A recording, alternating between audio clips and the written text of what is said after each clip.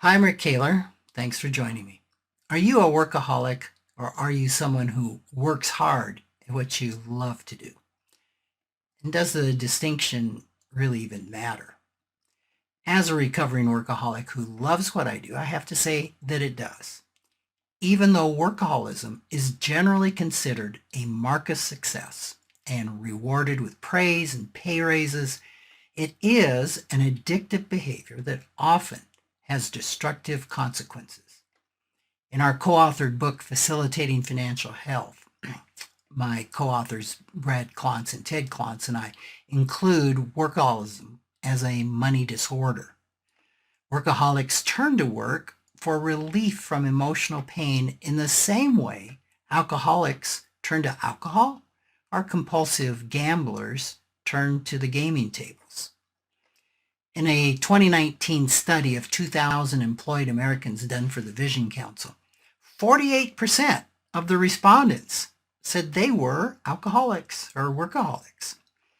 The top 10 signs of a workaholic, according to the survey, are prioritizing work before my personal life. There's over 50% that said that was true.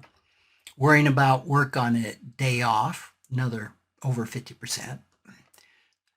Third was struggling to switch off or working while on a vacation. Checking emails in the middle of the night came in at 48%. Being the first person to get to work and the last to leave, 46. Feeling pressure or too busy to take annual leave, 46. Working through lunch, 45. Feeling anxious if I don't check in or know what's happening at work, 45. Being told by friends, family that I work too much, 44. And in 10th position, checking emails first thing in the morning, 39. Well, despite being a recovering workaholic, I still can check off 5 of those traits. Ironically, most workaholics report a lower job satisfaction than do non-workaholics. I find that interesting. For years, I felt stuck in a job that afforded me a great lifestyle, but I yearned to make a career shift to fee-only financial planning. I hesitated because, at least initially, it would not have paid the bills. Being obsessed with and addicted to work can have serious negative effects on our relationships, including our relationships with ourselves. I think that's one that's often missed. I can attest that this is totally true of myself.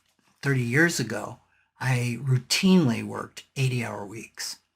There is no doubt I was medicating with work. One of the consequences of that was the end of my first marriage. Workaholism is often a family disease, what in the field of IFS therapy they would call a legacy burden, passed from one generation to the next. Workaholics tend to be productive. They tend to be perfectionistic.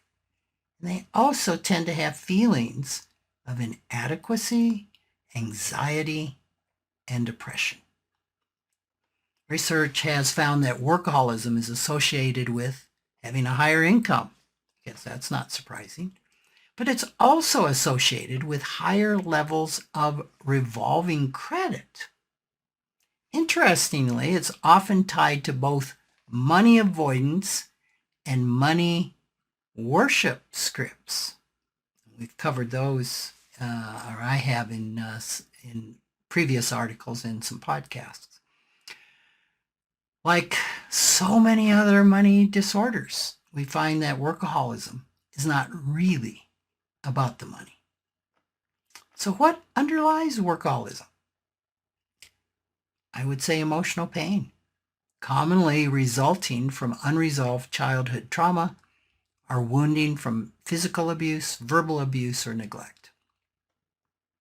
Gabor Mate, M-A-T-E, author of the bestseller In the Realm of Hungry Ghosts, Close Encounters with Addiction, affirms the link between trauma and addiction.